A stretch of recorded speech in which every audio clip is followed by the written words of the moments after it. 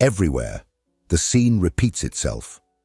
Downcast people, thumbs incessantly sliding over illuminated screens, eyes glazed over notifications, videos, or messages that seem urgent, but, in retrospect, often mean absolutely nothing.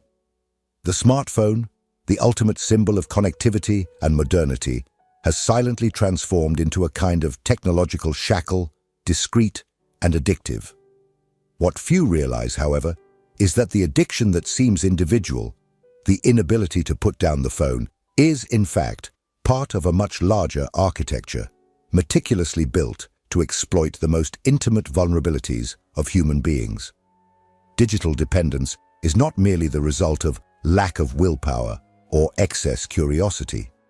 It is a direct consequence of a billion-dollar industry that over the past 2 decades has refined psychological techniques capable of hijacking human attention and turning it into profit. Every pixel, every notification, every sound emitted by the phone is not there by chance. They are elements of a carefully crafted design to activate the dopamine circuits in the human brain, just as slot machines or recreational drugs do. The goal is not just to entertain, it is to ensnare, it is to shape behavior, it is to transform every second of distraction into data and every data point into profit. Aldous Huxley, in his famous work Brave New World, anticipated, as early as the 20th century, a society where control would be exercised not through pain, but through pleasure, distraction, and emotional anesthesia. He wrote, "A truly efficient totalitarian state would be one in which the all-powerful executive of political chiefs and their armies of managers control a population of slaves who do not need to be coerced because they love their servitude." It is precisely this scenario that begins to materialize before our eyes, but now in a digital version. Modern servitude does not require iron shackles. A glowing screen vibrating in the pocket is enough, offering crumbs of dopamine in exchange for fragments of mental freedom. Shoshana Zuboff, a contemporary author and a reference in the study of so-called surveillance capitalism, describes this reality in an even more direct and frightening way.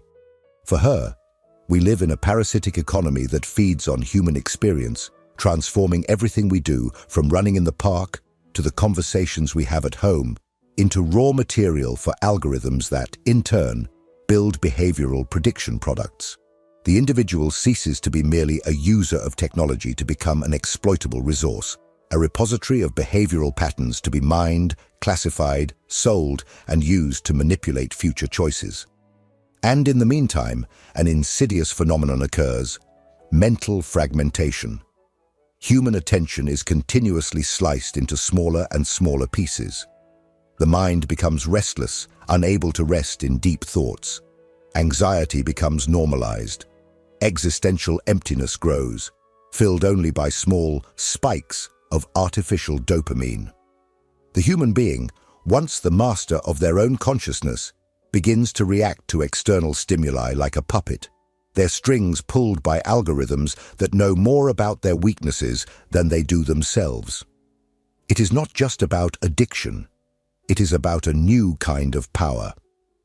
This power is exercised in silence, protected by the complexity of algorithms and the collective ignorance about how this ecosystem works. From now on, we will dive deeper into this reality, revealing the connections between digital pleasure and social control, and proposing real paths for those who feel, deep down, that something is profoundly wrong. Because in the end, the question that remains is simple and devastating. Are we using our phones, or are we being used by them? If there is something that defines the hypnotic power of smartphones, it is the invisible architecture that hides behind every click, touch, or swipe. Many still believe that smartphone addiction is merely a matter of individual lack of discipline. However, behind this seemingly spontaneous behavior lies meticulous psychological engineering, designed to capture and hold our attention. Digital addiction is not a matter of chance. It is the product of a billion-dollar system whose central goal is singular: to keep us glued to our screens for as long as possible. This trap begins with simple elements of the interface. The routine act of refreshing the screen to see new things was inspired by slot machines, using the mechanism known as variable reinforcement. It involves offering unpredictable rewards. Sometimes there are new messages, other times there are not, creating a compulsive expectation in the human brain. Psychologist, inventor, and philosopher B.F. Skinner has already demonstrated that uncertainty is the most powerful engine of addiction. And today, every touch, vibration, or sound alert functions as microdoses of dopamine, making it impossible to ignore the phone, even knowing that there is probably nothing important. Infinite scrolling is another central component of this architecture. In the past, pages had an end. Today, the absence of a clear limit causes us to completely lose track of time as we slide our fingers across the screen, immersed in a bottomless pit of content. This design is not casual. It was created precisely to sabotage our natural sense of when to stop. Without a visible endpoint, the human mind remains trapped, always seeking the next stimulus that, who knows, might bring some revelation, some validation, or just something new to avoid boredom. But the deepest manipulation occurs through algorithms. They not only record what we do, but learn who we are. They analyze how long we look at a photo, what words we type, and when we are most vulnerable. Fueled by gigantic volumes of data, these algorithms not only predict our behaviors, but begin to shape them. As Shoshana Zuboff warns, the goal now is to automate us. In other words, it is not enough to know what we desire. New desires, new actions, and new behavior patterns must be induced.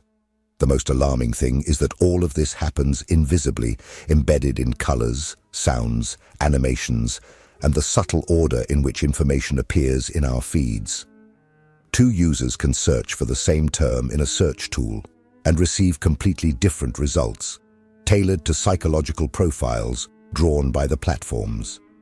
The same companies that promise us freedom of choice are often the ones that secretly restrict it, guiding our actions to where they ensure greater engagement and, of course, more profit.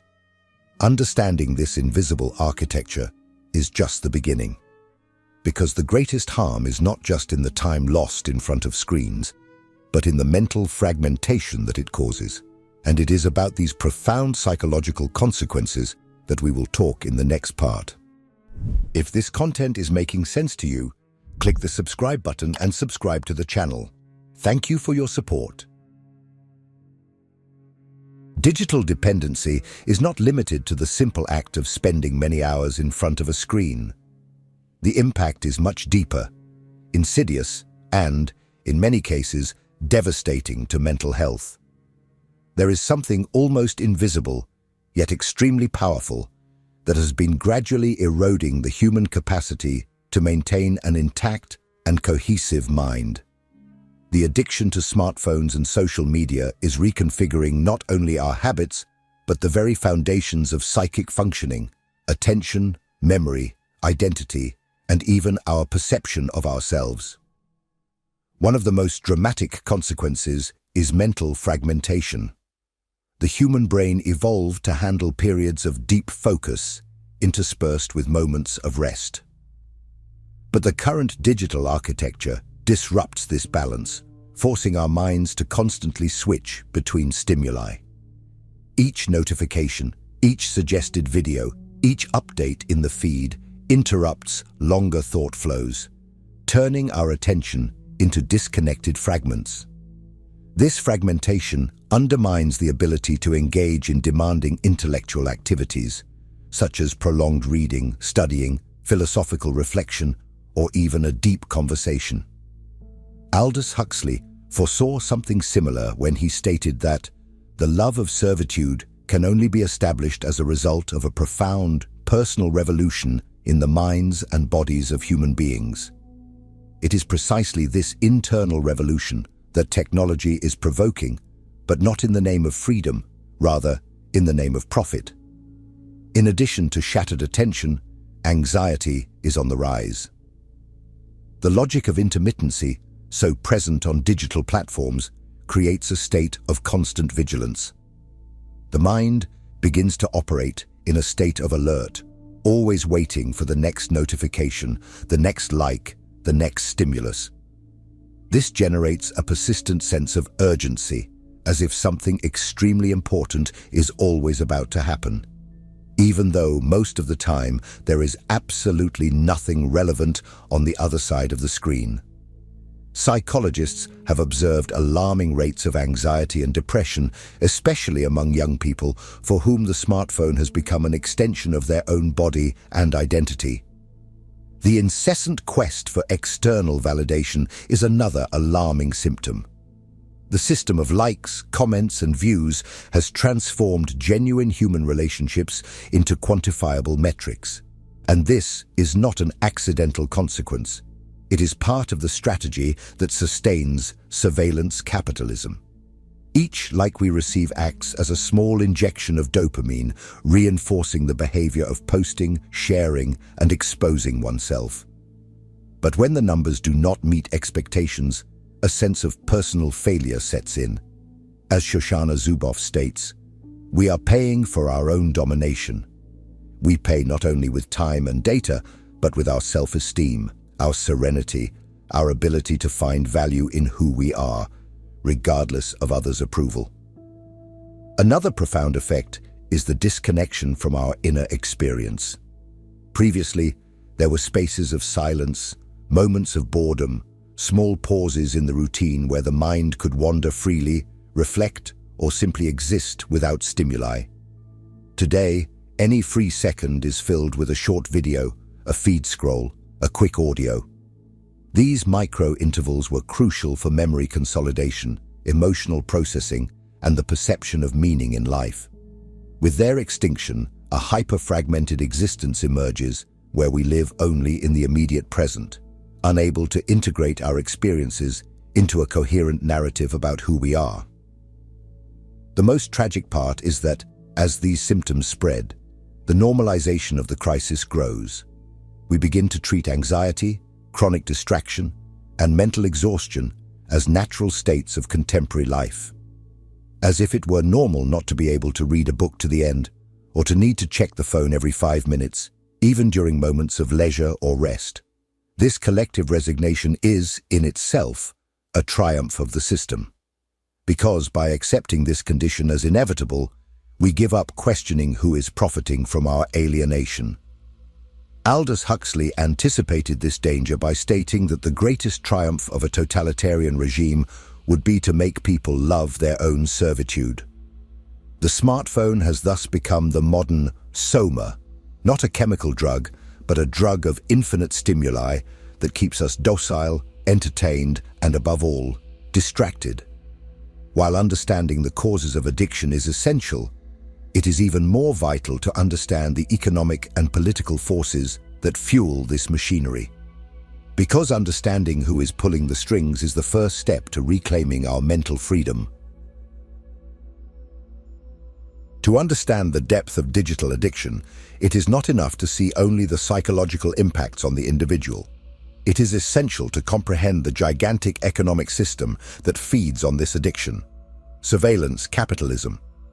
Unlike traditional models, it is not limited to selling products or services. It transforms every detail of the human experience into data, creating an economy that revolves around predicting and manipulating our behavior. As Shoshana Zuboff describes, surveillance capitalism unilaterally claims human experience as free raw material for behavioral data translation. This mechanism begins with the massive collection of data. Every touch, swipe, or pause in front of a video generates information that is carefully recorded. But it is not just about knowing what we do. Big companies have discovered that, to increase profits, they needed to go further, actively shape our behaviors. It is at this point that the logic of behavioral modification is born, in which algorithms identify our emotional vulnerabilities and guide us, almost invisibly, to specific decisions, whether to buy something, click on content, or adopt a certain worldview. The differential of surveillance capitalism lies in converting knowledge into power. Zuboff calls this instrumental power, a domain that dispenses with physical violence but operates silently. Platforms not only observe what we want, but they also begin to decide what we should want. This manifests in personalized feeds, incessant recommendations, and ads that appear precisely when we are most vulnerable. As Zuboff states, the goal now is to automate us. This automation creates a deceptive reality. We have the illusion of freedom of choice, but we are trapped in content bubbles that filter what we see and what we think. It is possible for two people to search for the same term and receive completely different results, shaped by the psychological profiles that platforms build about them. Thus, the internet, which promised to democratize information, becomes a labyrinth where each corridor is designed to lead us to profitable conclusions for someone. The fuel of this machine is the so-called behavioral futures markets. Companies profit not only by displaying ads, but by selling predictions about our future behavior. Banks, insurers, health companies, and political entities buy this data to manipulate decisions, adjust prices, or shape strategies. It is as if we are participating in a game where we are simultaneously the pieces and the board, and almost never the players. Aldous Huxley accurately anticipated this logic of soft control by saying that the most efficient state would be one in which people loved their own servitude. Today, there is no need for physical coercion. Power resides in pleasure, constant entertainment, and the false sense of autonomy. But as this machinery deepens, the real question that arises is there any way to resist it? Are there paths to reclaim our mental freedom in a world designed to capture us? In the next part, we will discuss exactly that. Faced with this immense technological and economic apparatus, the initial feeling is one of helplessness. How to fight against invisible algorithms fed by data that we ourselves generate, often without realizing it. How to protect ourselves from platforms designed to manipulate us in an almost surgical way. It is understandable that many feel defeated even before they begin. But the truth is that although the power of surveillance capitalism is immense, it is not absolute. There are paths, difficult but possible, to begin to reclaim mental autonomy. The first essential step is knowledge. Shoshana Zuboff states, "Every vaccine begins with a careful understanding of the enemy disease." The greatest strength of this system is to operate in the shadows. The less we know about how we are manipulated, the more easily we become prey. Understanding how variable reinforcement techniques, infinite scrolling, and recommendation algorithms work is fundamental. It is to realize that seemingly harmless notification is not neutral. It is a planned trigger to lead us back to the platform, restarting the addictive cycle. Beyond knowledge, the need for internal vigilance arises. Digital dependence creates automatic responses. Looking at the phone for no reason, mechanically opening social media, feeling anxiety when disconnected for a few minutes. Regaining autonomy involves learning to observe these impulses with awareness. Before picking up the phone, ask yourself, why am I doing this? What am I really seeking right now? This small space between impulse and action is where the seed of freedom resides. Another vital path is the reclamation of mental silence. For centuries, philosophers and psychologists have advocated the importance of moments of pause for mental health. Today, boredom has been demonized, transformed into something to be avoided at all costs. But it is precisely in these spaces of apparent nothingness that memories consolidate, creative insights emerge, and deep emotions are processed. Dedicating daily minutes to simply be, without music, without a phone, without stimuli, is a revolutionary act in the age of hyperconnection. It is to create zones free of algorithms, where the mind can breathe and reorganize. The practical organization of digital life is also crucial. It is not just about using the phone less, but about transforming the way we interact with it, disabling non-essential notifications, limiting app usage to specific times, deleting apps that consume attention without offering real value. All of these are concrete steps. Using tools like timers or blocking apps may seem small, but it is the beginning of a process of rebuilding sovereignty over one's own time and attention.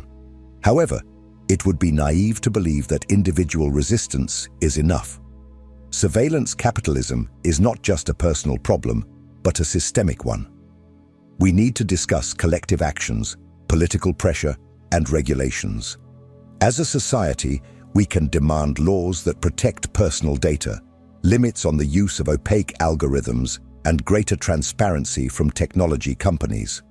Zuboff warns that, just as industrial capitalism devastated the environment, surveillance capitalism threatens to devastate the essence of being human. Protecting the mind has become a social cause, comparable to the environmental struggle or the defense of democracy. Finally, it is crucial to recover the sense of human community outside of screens. Many fall into the trap of thinking that digital life fully replaces real relationships. But face-to-face interactions carry emotional nuances, body language, and complicity that no technology can replicate. Genuine human interaction is a powerful antidote against mental and emotional fragmentation.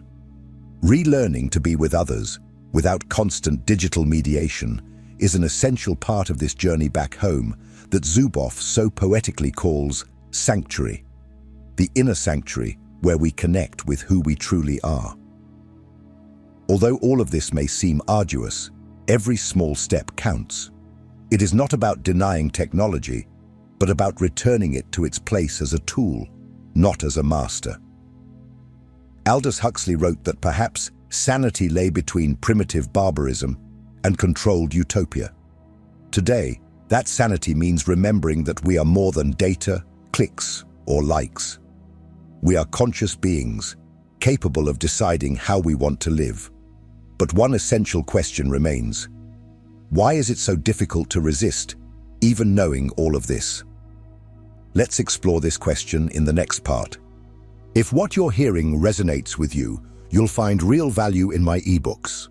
Beyond the Shadow breaks down Jung's core ideas, while Dialogues with the Unconscious gives you a 30-day path to apply them in your life.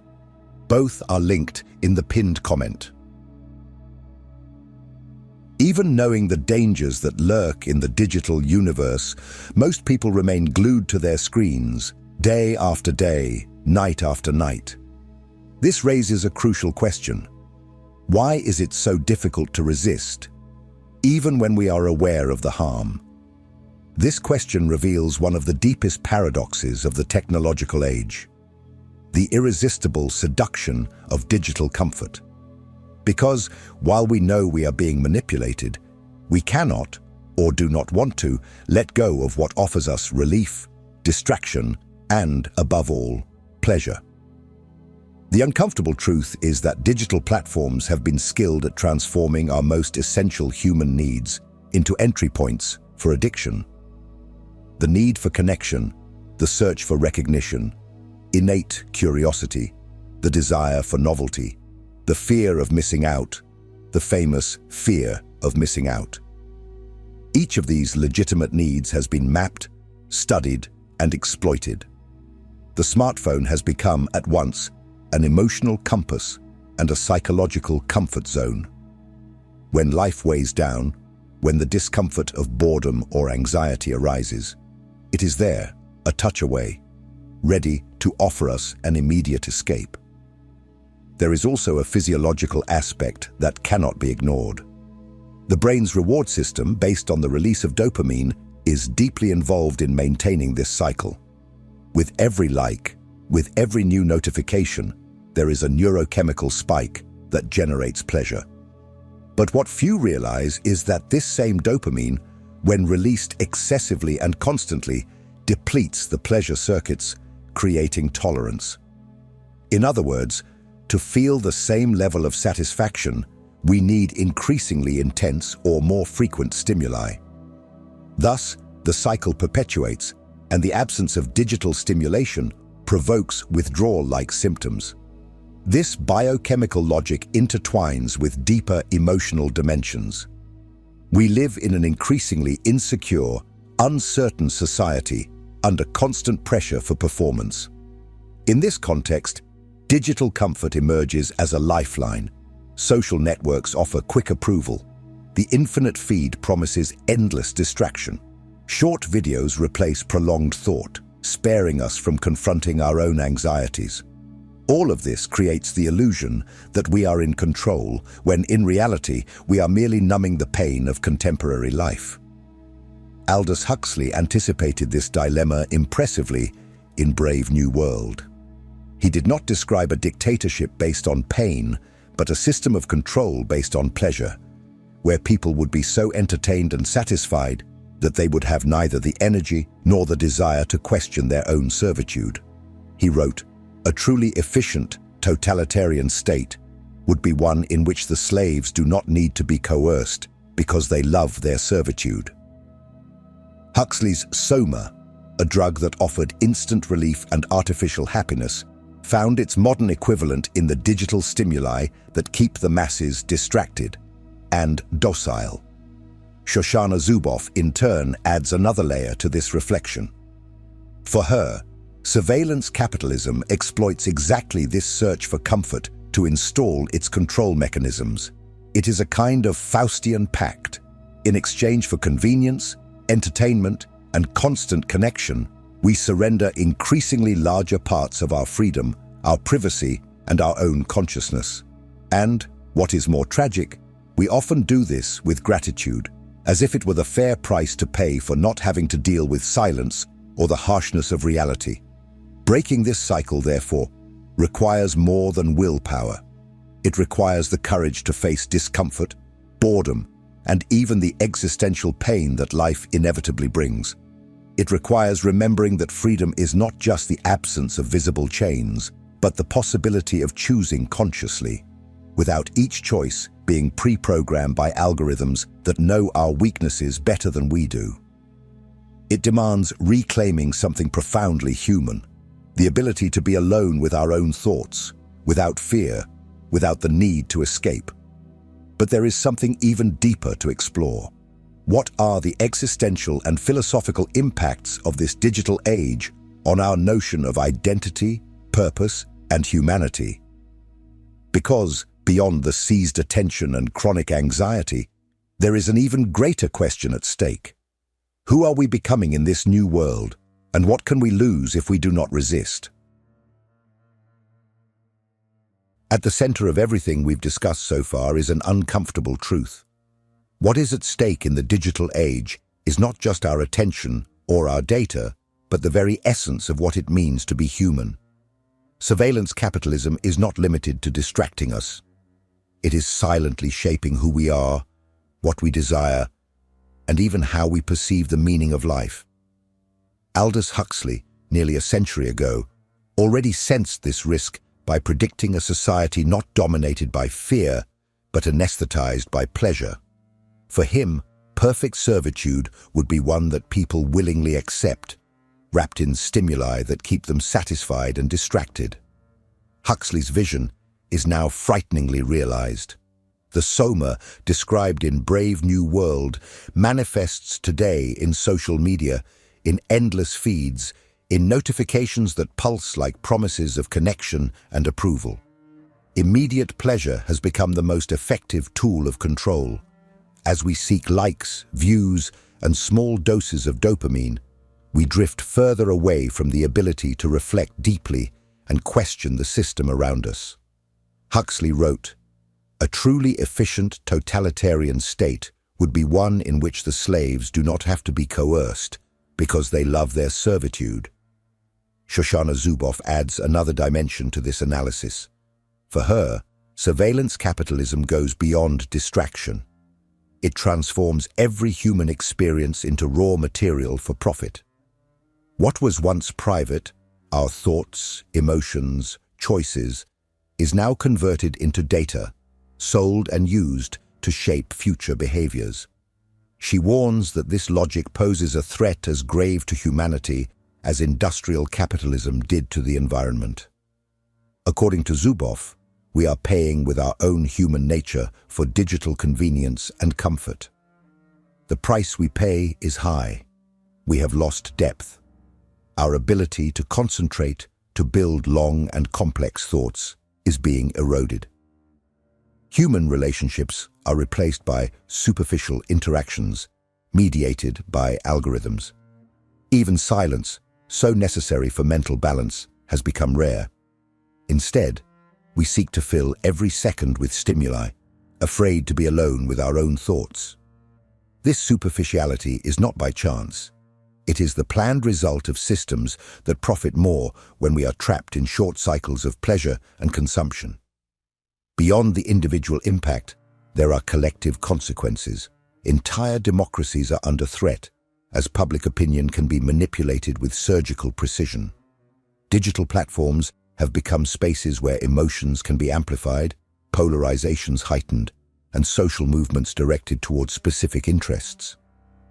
We have never had such powerful technologies to influence millions of people, and we have rarely been so vulnerable to invisible manipulation. What began as a promise of freedom and connection has become an unprecedented tool of power and social control. Even so, there is hope. We still have the capacity to question, reflect, and say no. Resistance begins with knowledge, but is strengthened by small daily choices, limiting cell phone use, creating spaces of silence, reconnecting with real people. It is to remember that we are more than algorithms can measure. We are beings capable of seeking meaning, building deep relationships, and protecting our mental autonomy. If any part of this video made sense to you, share in the comments. Do you feel the impact on your mind from excessive cell phone use?